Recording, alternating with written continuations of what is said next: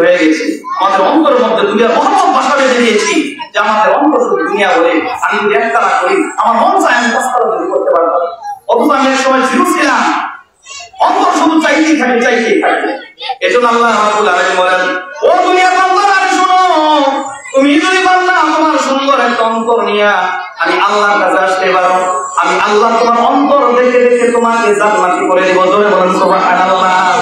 এজন্য আল্লাহ রাব্বুল আলামিন কোরআনে বলেন, ইয়াউমা লা ইয়ানফা'ু মালুন ওয়ালা বানুন ইল্লা মান আতাল্লাহা বিকলবিন সালিম।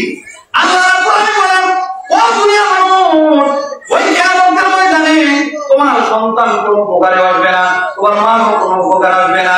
ইয়াউমা লা ইয়ানফা'ু মালুন ওয়ালা বানুন, তোমার মাও উপকারে আসবে না, তোমার সন্তান উপকারে আসবে না।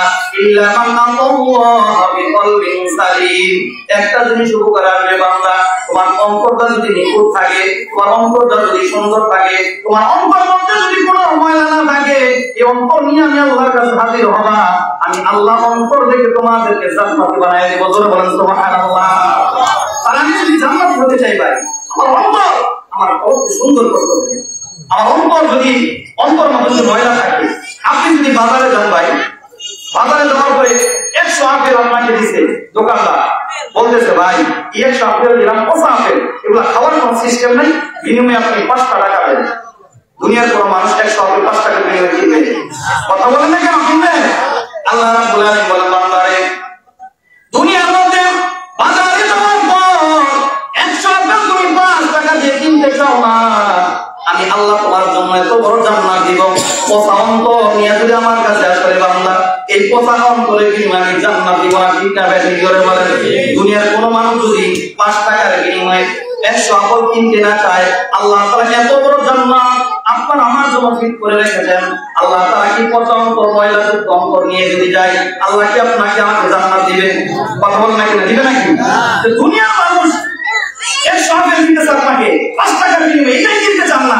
আর আল্লাহ তাআলা আমার জন্য কত সুন্দর জান্নাত বানিয়ে রেখেছেন। যদি পচা অন্তর নিয়া, যদি নষ্ট অন্তর নিয়া, ময়লা যুক্ত অন্তর নিয়া যদি আল্লাহর কাছে যাই, এই ময়লা যুক্ত অন্তরের বিনিময়ে কি জান্নাত পাওয়া যাবে? জোরে বলেন, পাওয়া যাবে?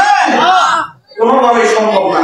অন্তরকে নিখুঁত বানাইয়া আপনাকে আমাকে আল্লাহর কাছে হাজির দিতে হবে। এজন্য আল্লাহ তাআলা বলেন, ইল্লা এ বান্দারা, তোমরা যদি তোমার সুস্থ অন্তর নিখুঁত অন্তর নিয়ে যদি আসো, ইল্লা মান আতাল্লাহা বিকলবিন সালিম, সুন্দর সুস্থ অন্তর নিয়ে যদি আসো, আমি আল্লাহ তাআলা এই অন্তরের বিনিময়ে আমি আল্লাহ তোমাকে জান্নাত দিয়ে দেব। জোরে বলেন সুবহানাল্লাহ।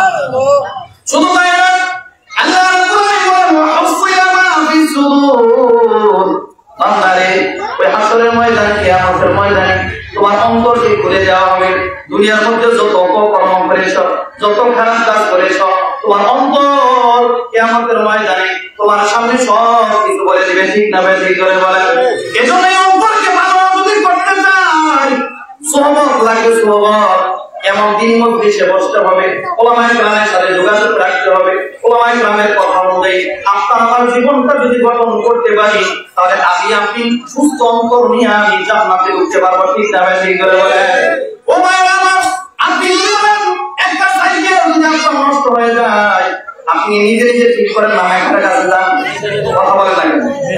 মেকারের কাছে যাইতে হয় কেন? এই সাইকেল ঠিক করা ইঞ্জিনিয়ার আমি না, এই সাইকেল ঠিক করার মালিক আমি না।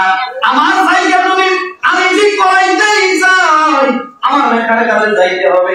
আল্লাহ রাসূল বলেন, বান্দারে তোমার কলব একটা হলো যন্ত্র, এই যন্ত্রটা যদি তুমি ঠিক করতে চাও, তুমি ওলামায়ে কেরামের সাথে সম্পর্ক রাখো, তুমি সোহবত নাও, সোহবত নিবা, তাহলে তোমার অন্তরটা সাইকেলের মতো ঠিক হয়ে যাবে। ঠিক না ভাই? ঠিক করে বলে। এজন্য এক বুজুর্গ বলেছেন, এই অন্তরটা হলো পাতিলের মতো, আর জবানটা হইল তামিজের মতো। বলেন দেখি, যদি ডেকের মধ্যে, যদি পাতিলের মধ্যে গরুর গোশত রান্না করি, তামিজ দিয়ে যদি বাড়তে চান, সেখান থেকে কি মুরগির গোশত বাইর হবে নাকি?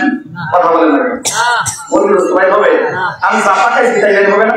এই কলব, এই অন্তরটা আল্লাহ বুজুর্গ বলেছেন, এই কলবটা হলো পাতিল, আর জবান নামক এটা হলো তামিজ। তোমার অন্তরের মধ্যে যা থাকবে বান্দা, জবান নামক তামিজ দ্বারা তাই বের হবে। ঠিক না ভাই? ঠিক করে বলে।